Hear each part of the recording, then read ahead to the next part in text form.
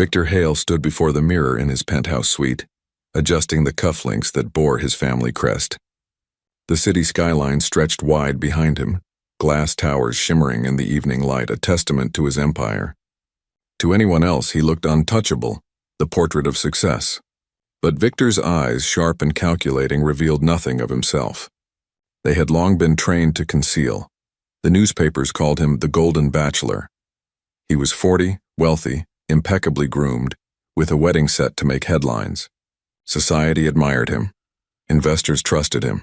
Women envied the one who had captured his hand. Yet beneath the immaculate surface ran an unspoken truth he never allowed into print.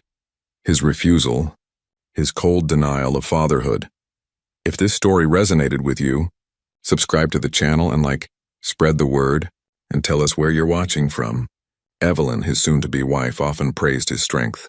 She believed his distance was discipline, his control a sign of refinement. He let her believe it. It was easier than explaining the darker weight pressing behind his silence. Tonight his suite buzzed with preparation. Assistants carried garment bags, florists adjusted arrangements, and a chef confirmed menus through hushed tones. Yet Victor barely acknowledged them.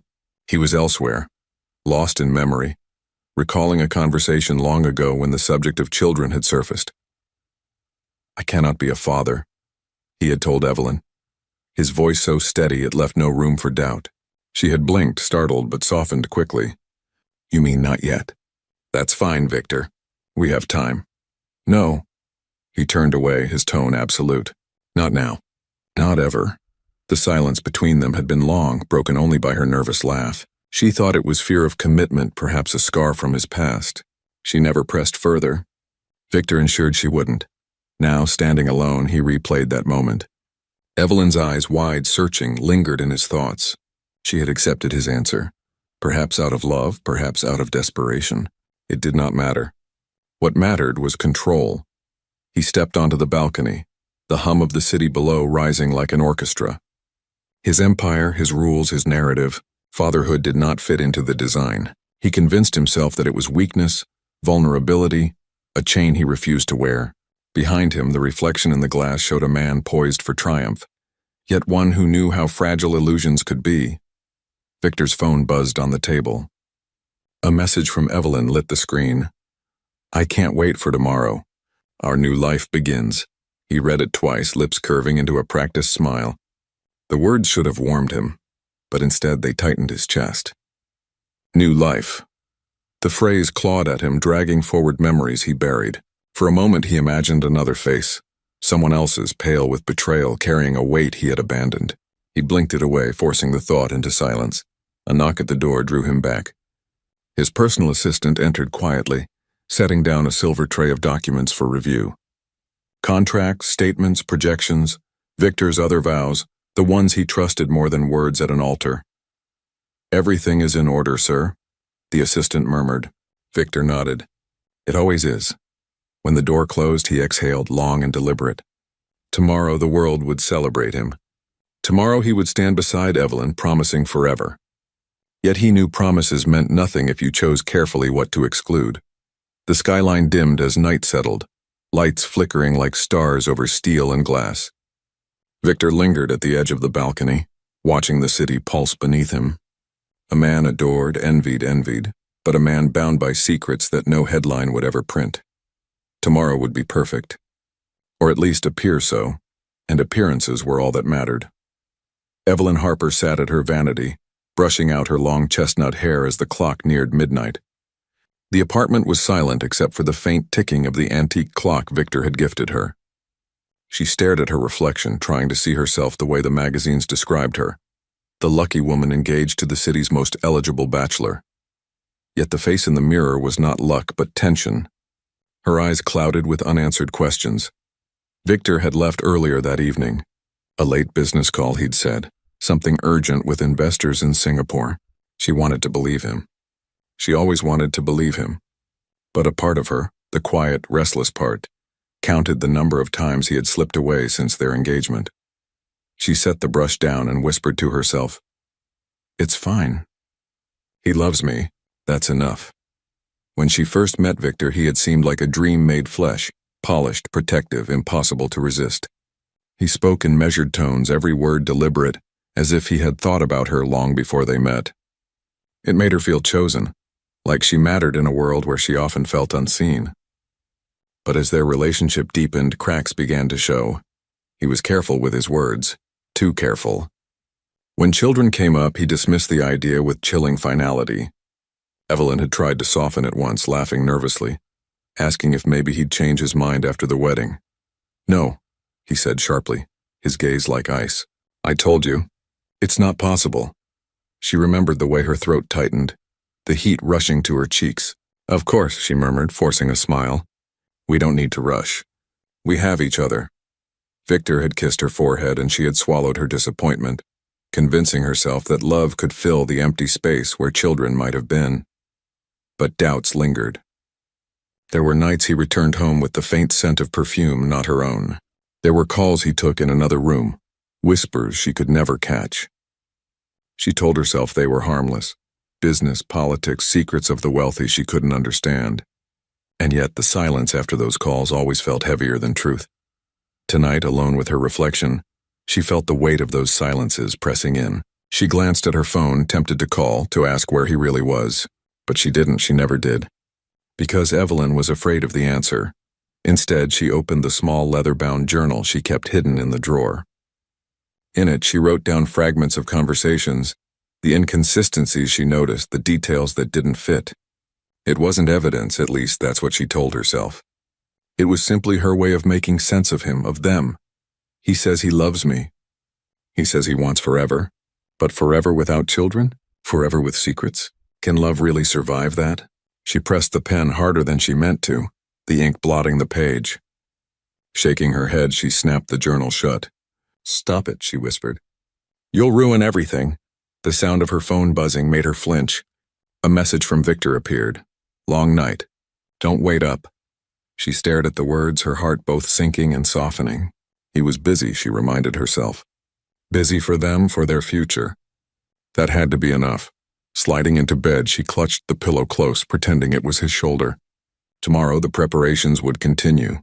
The dress fittings, the tastings, the endless rehearsals. Tomorrow she would smile again and no one would see the cracks. Evelyn closed her eyes, repeating a silent prayer that love would be enough, that love would make him stay. Outside her window, the city glowed with restless energy, unaware of the secrets tucked inside its tallest towers, and somewhere, far from her side, Victor's phone buzzed again, this time with a name Evelyn had never seen. The same night Evelyn drifted uneasily to sleep. Another woman sat awake miles away, her small kitchen dimly lit by a single bulb that flickered with each surge of faulty wiring. Nadia Clark traced the rim of her chipped mug with trembling fingers, the tea long gone cold. Her daughters slept in the adjoining room, their soft breaths uneven but steady, the kind of sound only a mother could measure for comfort. Nadia had grown used to silence.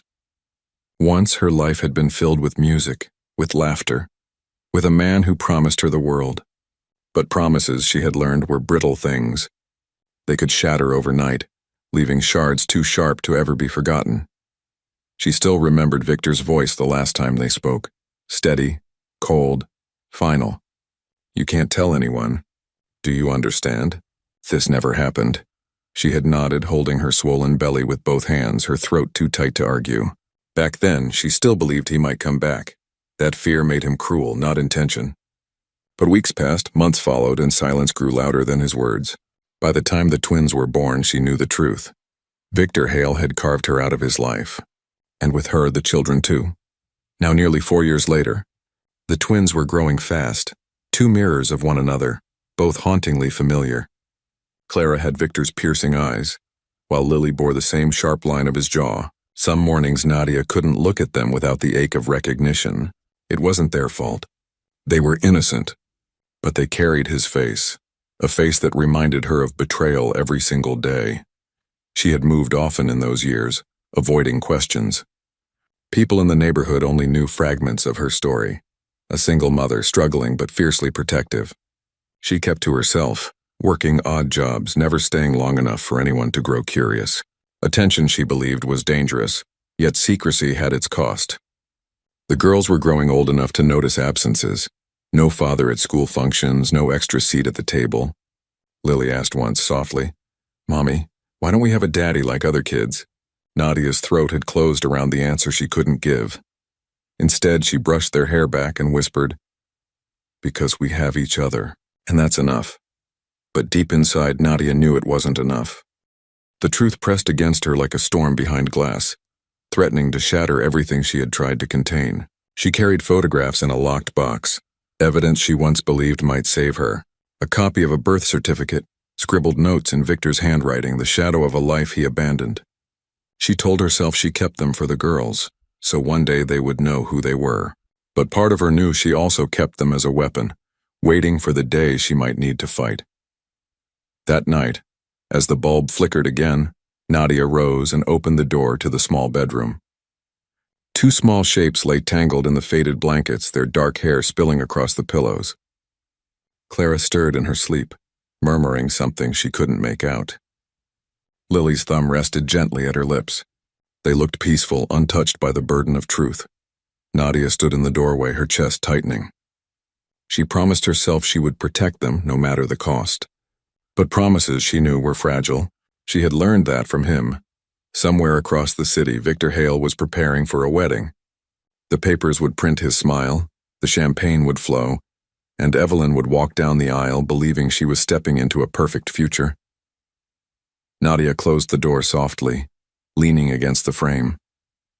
The twins were asleep, unaware of the storm waiting ahead. She whispered into the dark, "He thinks he buried us. But shadows don't stay buried forever." The bulb sputtered once more before going out, leaving the room in silence. The morning after Nadia whispered into the silence of her dim apartment, Victor Hale sat in his study, sunlight spilling through tall windows onto a desk stacked with contracts. To the outside world, he was preparing for the greatest day of his life, a wedding that promised to secure his legacy. But in the privacy of his home, the air carried another conversation, one Evelyn couldn't silence. She sat across from him, perched on the edge of a velvet chair, her hands folded tightly in her lap. She had brought it up again, children, the dream she had carried since girlhood. For her, marriage was not only a bond of love but a promise of family. For him, it was something else entirely. "Victor," she began softly, "have you thought any more about what we talked about? About a family?" He didn't look up from the papers. His voice was smooth, deliberate. "I told you before. It's not possible." Evelyn blinked, forcing a smile as if to soften the weight of his words. "Not possible. Or just not now." Victor set the pen down, his eyes cutting into hers. There was no hesitation, no crack in his tone. "Not now? Not ever." The room stilled. Evelyn felt the words strike her chest like stone. She searched his face for warmth, for some hint of compromise, but found only cold certainty. "Victor," she whispered, "I don't understand. You're healthy, strong. Why would you say something like that?" His jaw tightened, but he remained composed. "Because it's the truth. I'm sterile. The doctors confirmed it years ago." The words fell heavy like a gavel ending an argument before it began. Evelyn's lips parted, a protest forming, but he leaned back, crossing his arms with finality. "There are things in life we cannot change. This is one of them. I need you to accept that if you plan to marry me." Her breath caught. His tone wasn't pleading. It was commanding. The conversation didn't feel like a confession, but a verdict. She wanted to ask for details, to see proof, but the weight of his gaze made her falter. Instead, she forced her shoulders to relax and offered a weak laugh. "I'm sorry, I wasn't trying to push.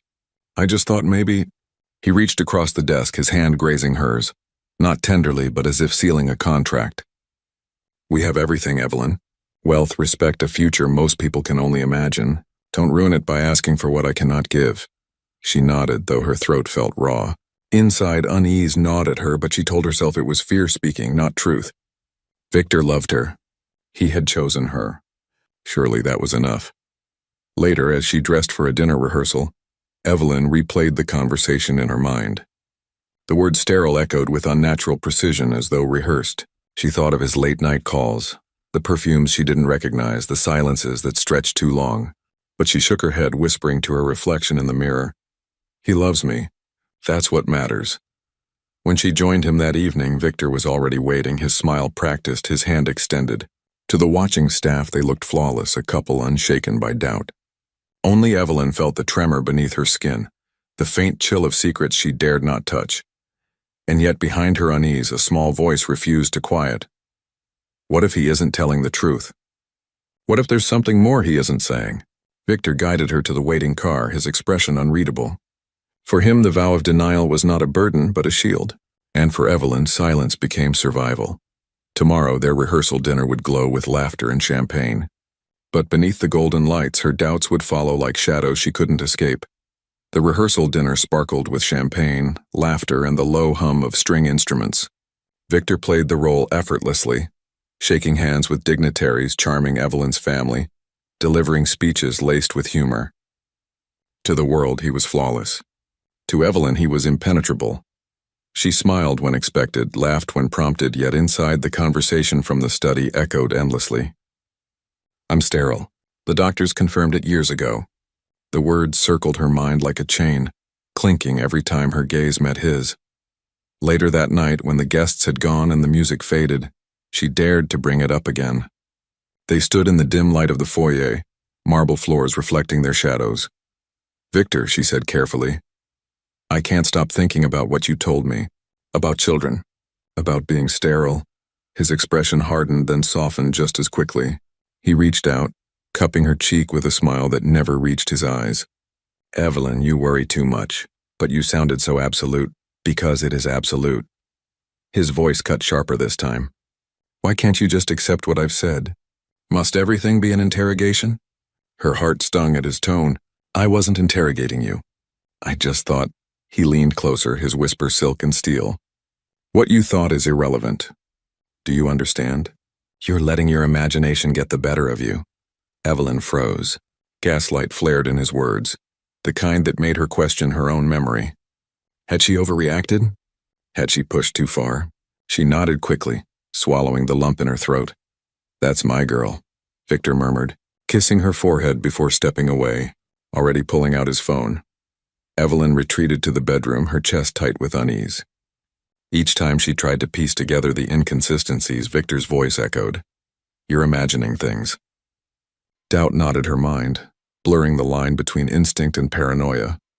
The following days were filled with final preparations.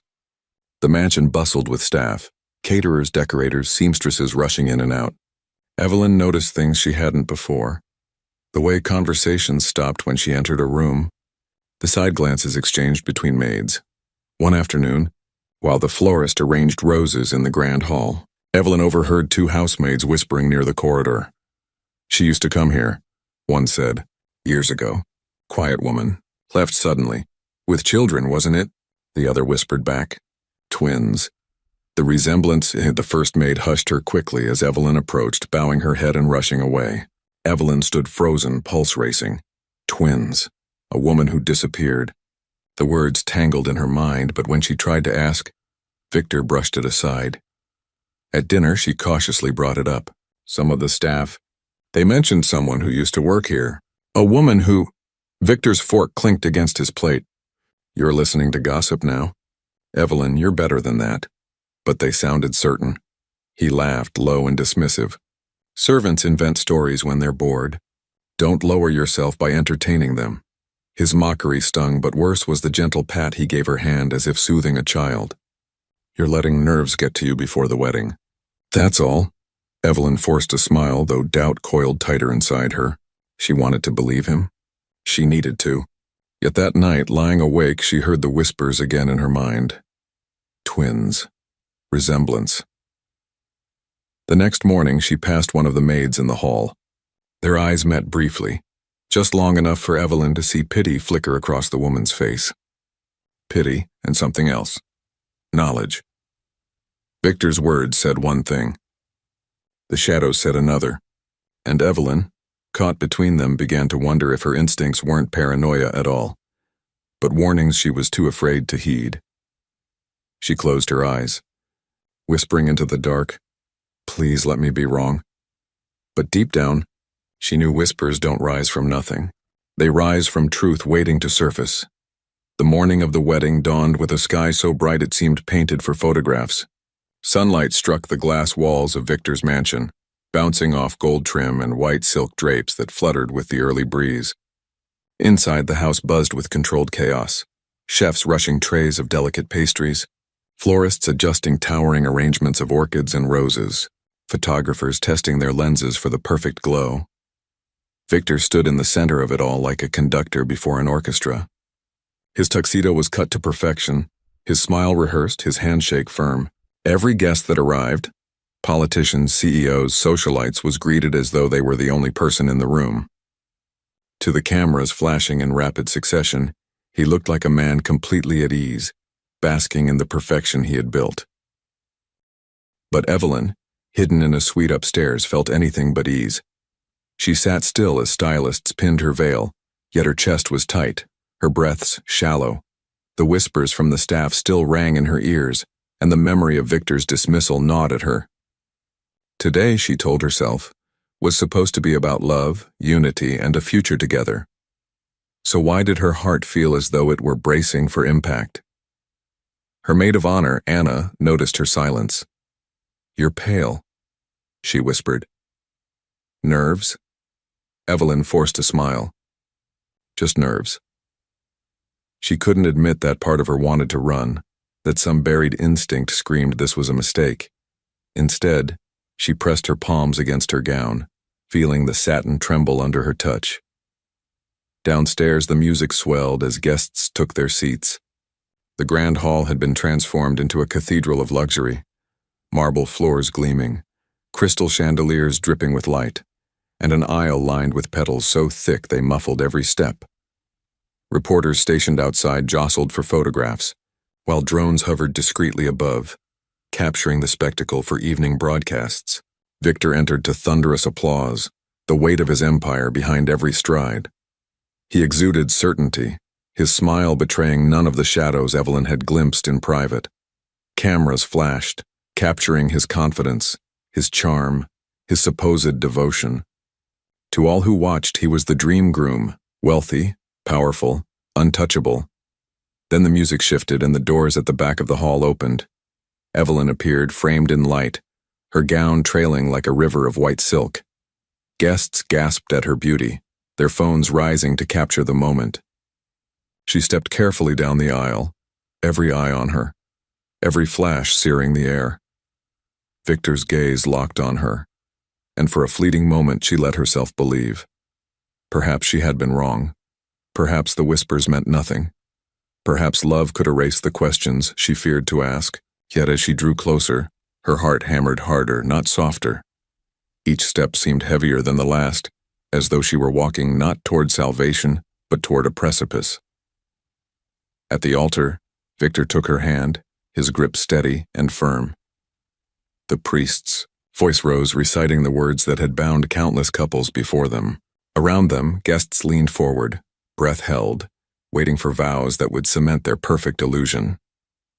Victor smiled, projecting warmth to the audience. But when Evelyn glanced into his eyes, she saw not warmth but calculation. A performance, flawless and empty. The tightening in her chest grew unbearable. She repeated her vows with trembling lips, the words catching in her throat. Victor spoke his with practiced confidence, each syllable as smooth as glass. The applause that followed shook the hall, yet Evelyn felt only the hollow echo inside her. As the priest prepared to declare them united, a sudden hush rippled through the crowd. The great doors groaned open once more, and a shadow spilled into the golden light. Every head turned. Evelyn's pulse quickened. She didn't yet know it, but the moment had arrived when illusion would finally shatter. The priest's voice carried through the grand hall, solemn and steady, as Victor's hand tightened around Evelyn's. Cameras flashed in bursts, illuminating their faces in radiant light. Victor leaned forward, ready to recite the final words that would bind them, his smile unwavering.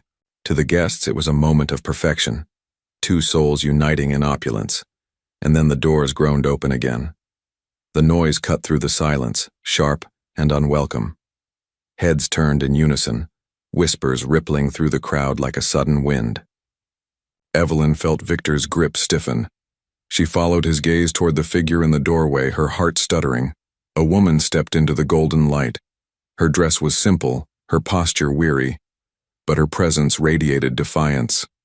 In her arms, two little girls clung tightly, their wide eyes scanning the sea of strangers. Gasps echoed across the hall, breaking the spell of perfection. The twins, dark hair, sharp jawlines, eyes too piercing to deny, were mirrors of the man standing at the altar.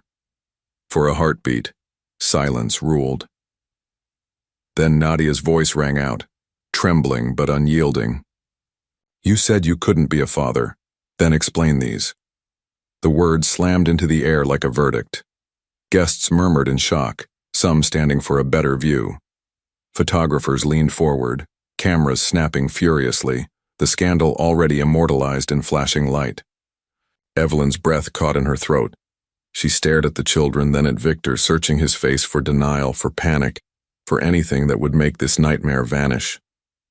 But Victor stood motionless, his jaw clenched, his eyes narrowed to slits.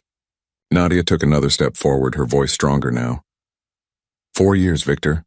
4 years of silence while your daughters grew without a father. You told the world you couldn't have children. But here they are. Living proof of your lies. The hall erupted into chaos. Gasps gave way to murmurs, murmurs to shouts. Guests turned to one another in disbelief, their faces caught between fascination and horror.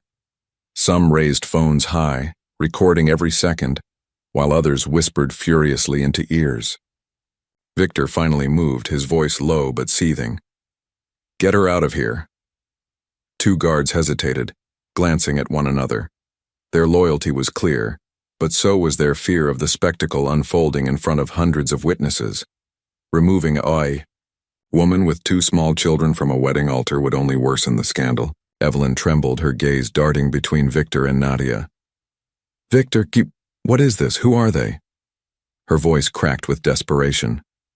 Victor turned sharply, his expression still masked with control. "She's no one. A delusional woman trying to ruin us."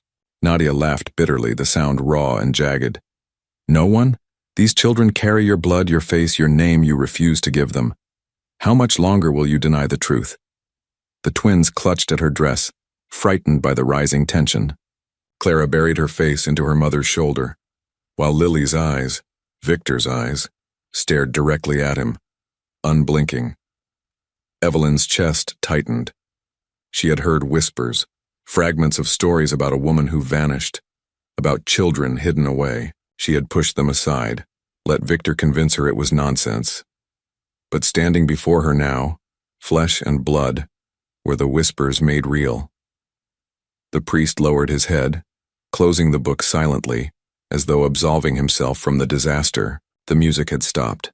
The hall no longer felt sacred but suffocating, heavy with truth clawing its way into daylight.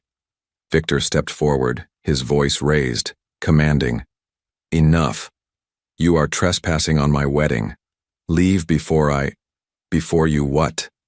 Nadia cut in sharply. Her voice trembled, but her stance held. "Silence me again? Pay me to disappear? You abandoned us once, Victor. But today, in front of your perfect audience, I won't let you bury us again." The hall fell into stunned silence once more. Evelyn stared at Victor, her lips trembling as she whispered, "Is it true?" Victor didn't answer. His silence spoke louder than denial. Nadia adjusted her grip on the twins, her eyes glistening but unbroken. "You can't run from them. You can't erase them. They are yours." All around, cameras continued to capture every second, the millionaire's mask cracking, the bride trembling, the twins standing like shadows of the past. The perfect illusion shattered in one breath. Victor turned, his expression collapsing for the first time, but Evelyn no longer saw her groom. She saw a stranger cloaked in lies.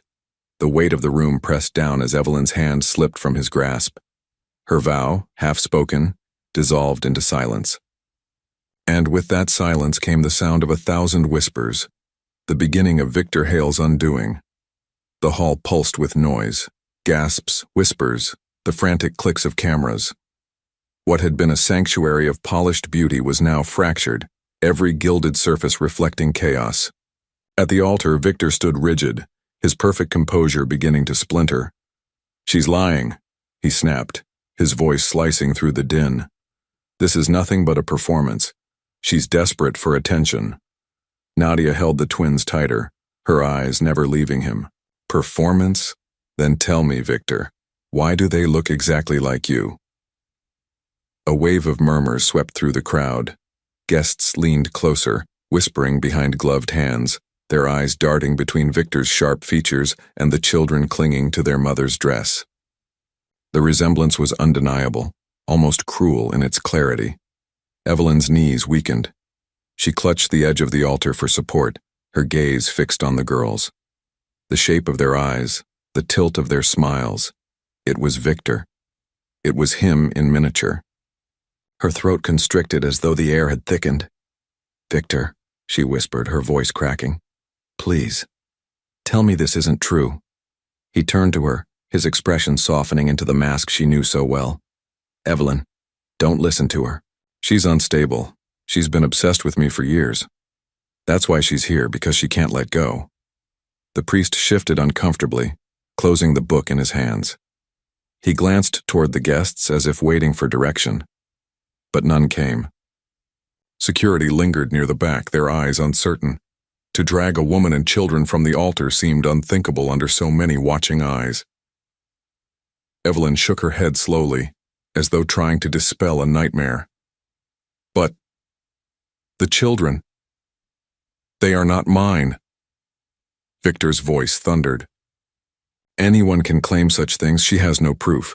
The twins flinched at his tone, one burying her face into Nadia's shoulder, the other staring wide-eyed, lips trembling. The sight carved into Evelyn's chest. The innocence of those girls, against the venom in Victor's denial, it didn't feel like obsession. It felt like truth. Around them, the audience fractured. Some guests whispered accusations. Others recorded with their phones, their faces lit by the glow of scandal. A woman in the front row gasped, muttering to her husband, "They're identical. He can't deny it." Nadia's voice broke through again, firmer now. "You can shout, you can deny me, but you cannot deny them. They exist, Victor. They carry your name in their blood whether you want to face it or not."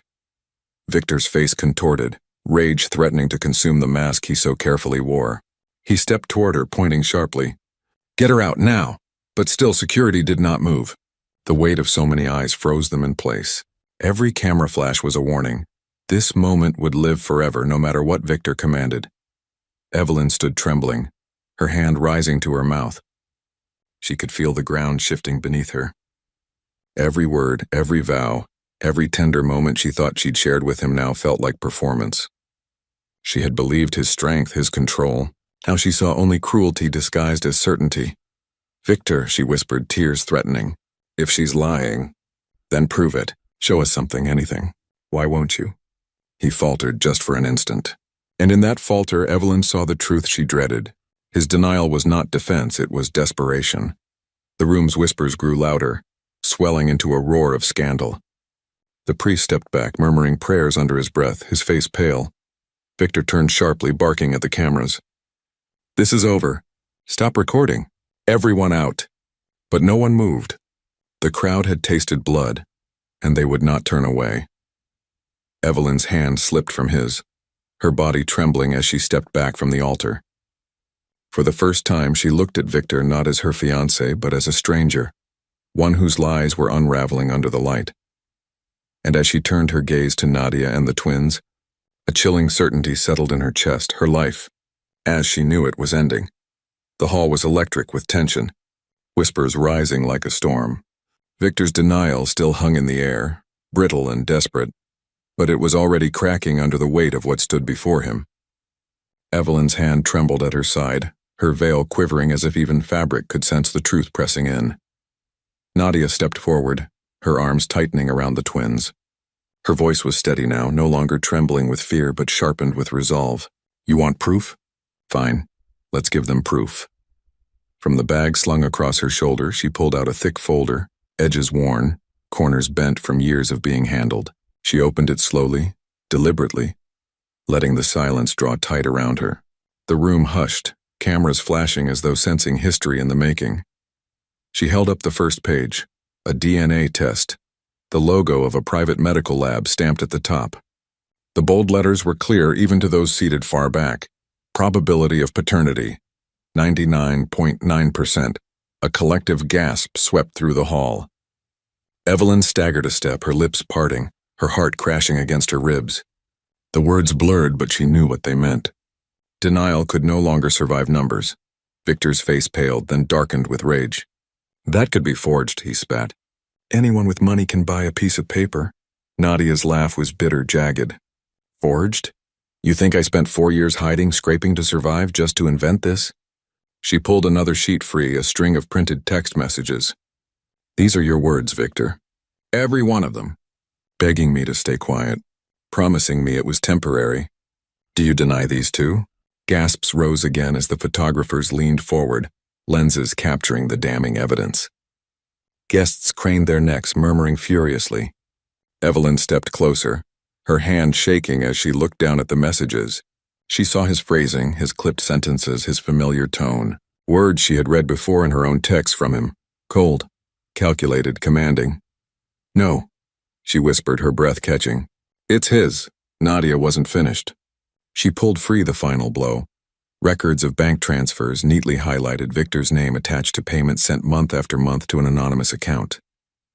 You paid for our silence, Nadia said. And for a while I let you. But silence is poison, Victor. It kills the soul. Today I'm done choking on it. The crowd erupted again, some shouting, some whispering furiously. Phones lifted higher, capturing the millionaire's fall frame by frame. Every denial Victor had clung to was collapsing, stone by stone. Evelyn's knees weakened as she looked between the papers and the twins, between the man she thought she knew and the evidence stripping him bare. She remembered his words, I'm sterile. It's not possible. She had believed him. She had trusted him. And now she saw the truth, not sterility but deceit. Not love but control. Her voice cracked as she spoke, loud enough for all to hear. You lied to me. Victor reached for her, desperation in his eyes. Evelyn, please listen to me. She's manipulating this. She wants to destroy me, to destroy us. But Evelyn stepped back, shaking her head violently. No, Victor. You destroyed us. Every time you lied. Every time you made me doubt myself. You looked me in the eyes and told me you couldn't be a father. And all along, you already were. Her words echoed through the hall, silencing even the whispers. Victor stood alone now, his mask shattered, his empire trembling under the weight of undeniable truth. The priest set the closed Bible gently on the altar and stepped aside, as though distancing himself from a crime scene. Guests shifted uncomfortably, some leaving in hurried steps, others lingering to watch the spectacle. Victor's hands clenched into fists, his voice low and guttural. You don't understand. I did what I had to. For the sake of my future, my empire— No, Evelyn interrupted, her tears streaming freely now. You did it for yourself, for your pride. And now everyone sees you for what you are. Nadia held her daughters closer, her shoulders trembling but her stance unbroken. The truth was always going to find you, Victor. Today it just chose the worst possible moment. Cameras flashed again, immortalizing the image. Victor's face twisted in fury. Evelyn shattered but resolute, Nadia holding the twins like living proof of his betrayal. The golden hall that once gleamed with celebration now stood as a courtroom of public opinion, and the verdict was written in every whisper, every gasp, every photograph. Victor Hale was finished. And he knew it. The scandal did not fade with the shutting of the wedding doors. It spread like fire, swift, merciless, unstoppable. By morning, every news outlet carried the story. Screens flashed with headlines. Millionaire exposed at altar. Secret children revealed. Images of Nadia standing firm with the twins beside her dominated front pages, while Victor's stunned expression became the portrait of downfall. Talk shows dissected the footage frame by frame. Analysts debated his empire's stability. Gossip panels mocked his lies, and late-night comedians twisted his name into punchlines. The once revered Victor Hale, the Golden Bachelor, was now a spectacle of disgrace. His investors were the first to flee. Within days, contracts dissolved, board members distanced themselves, and shares in his companies plummeted. The empire he built over decades cracked open in a single week. What reputation had once shielded him now turned poisonous. Every deal stained by the scandal attached to his name. Victor watched the collapse unfold from behind locked doors, television screens replaying his humiliation in endless loops. His lawyers urged silence, his advisors whispered damage control. But no strategy could erase what the world had seen with its own eyes. Proof. Living and undeniable of his lies, Evelyn, meanwhile, did not hide. She moved through the aftermath with a quiet strength. Her pain raw but unshielded. Reporters camped outside her apartment, microphones thrust forward, cameras flashing. She did not offer grand speeches. Instead, she spoke simply, her voice steady despite the tremor beneath it. I was deceived, she admitted. But I will not be ashamed for believing in love. The shame belongs to the one who lied. Her words struck deeper than any accusation. They reframed her not as a victim of scandal, but as a woman who had endured betrayal and survived it. Public sympathy swung toward her, and strangers across the city sent letters, flowers, and words of solidarity. Evelyn, once only known as Victor's fiancée, became a symbol of resilience. Victor hated it. From the windows of his penthouse, he watched the crowds cheer her name, while his own fell like ash. He called Evelyn, desperate for her voice, but she no longer answered. The silence between them had become final, impenetrable. In the boardrooms he once ruled, whispers turned to mockery. How could a man so powerful be so careless? Colleagues sneered. Business partners abandoned him, charities refused his donations, even longtime allies erased his name from their circles. At night, Victor sat alone with his whiskey, staring at the courtroom of public opinion, playing endlessly across his screens, footage of the wedding replayed. The moment the doors opened, Nadia's words cutting like a blade, the gasps that followed. He would rewind it, pause on Evelyn's face as the truth shattered her. That moment haunted him most. Her eyes widening, her hand slipping from his, her vow dissolving into silence. It was the look of someone who finally saw him for who he was. Evelyn, though broken, had chosen not to bury herself in shadows. She met with Nadia quietly away from the chaos, sitting with the twins who giggled innocently between them. Evelyn's heart ached as she looked into their faces, the faces that mirrored Victor's so perfectly. Pain surged, but also clarity. These girls were not enemies. They were truth incarnate, the truth she had been denied. Thank you, Evelyn whispered to Nadia, tears brimming. For showing me, for ending the illusion. Nadia's voice was quiet but firm. It was never just about me. It was about the lies he forced us all to live under. At least now the mask is gone, and Evelyn knew she was right. Victor's empire had collapsed, his name tarnished, his lies carved open for the world to see. But beneath her grief, something unexpected stirred. Strength. She was no longer just the betrayed fiancée. She was a woman who had survived the storm, standing not in his shadow but in her own light. Victor Hale had fallen. But Evelyn Harper was still standing. If this story resonated with you, subscribe to the channel and like, spread the word, and tell us where you're watching from. The weeks after the scandal passed in waves, headlines fading, investors moving on to new prey, and Victor retreating further into silence. For Evelyn, however, the storm had left a scar she could not ignore. Yet scars, she realized, were proof of survival. She no longer lived in the penthouse that had once seemed like a palace, but always felt like a prison. She had left it behind the morning after her final confrontation with Victor, stepping into the streets with nothing but a small suitcase and a steadier heart. Reporters followed, cameras flashing, but she didn't hide her face. Shame belonged to him, not her. Now she found herself in a modest apartment across the city, where sunlight poured through sheer curtains and laughter echoed faintly down the hallway. Nadia sat across from her at a worn kitchen table, a mug of coffee in her hands. Her eyes tired yet lighter than Evelyn remembered from the wedding day. The twins played nearby, their giggles weaving through the room as they built castles out of mismatched blocks. Each time Evelyn glanced at them, her chest tightened, not with the sting of betrayal but with something unexpected, almost tender. She saw Victor in them, yes, but she also saw innocence untouched by his lies. They're beautiful, Evelyn whispered, watching Lily crown her tower with a crooked piece while Clara clapped proudly. Nadia nodded, her lips curving into a small smile. They deserve better than the silence I raised them in. For a moment they sat in quiet solidarity, the weight of shared wounds binding them in ways neither had anticipated. Once Evelyn had seen Nadia as an intruder, the shadow that shattered her life. But now, she saw her as something else entirely. A woman who had carried truth alone for too long. I used to think love could fix everything. Evelyn admitted softly, that if I just trusted hard enough, he would be the man I wanted him to be. But love doesn't cure lies. It only hides them until they bleed through. Nadia's gaze lingered on her, steady and kind. We were both fooled, Evelyn. But we're not fools anymore. The words struck deep. Evelyn felt her throat tighten, but she managed a small nod. They were no longer competing victims of the same man. They were survivors, each reclaiming their lives in their own way. Outside, the city pulsed with its usual indifference. Victor's name still appeared in tabloids, though now it was attached to failure, lawsuits, and ridicule. His empire was no longer feared but dissected, each headline another cut into his once untouchable image. He had no courtroom sentence, no prison walls. His punishment was slower, quieter, the erosion of reputation, the exile from a world he once commanded.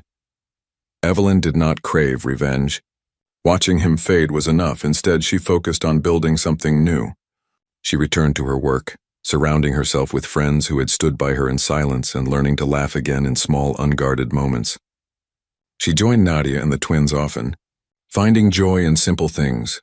Afternoon walks through the park, picnics on blankets, the squeal of children chasing pigeons beneath the trees. One afternoon, Clara tugged on Evelyn's hand as they crossed the playground. "Are you going to stay?" the little girl asked, her eyes wide with trust.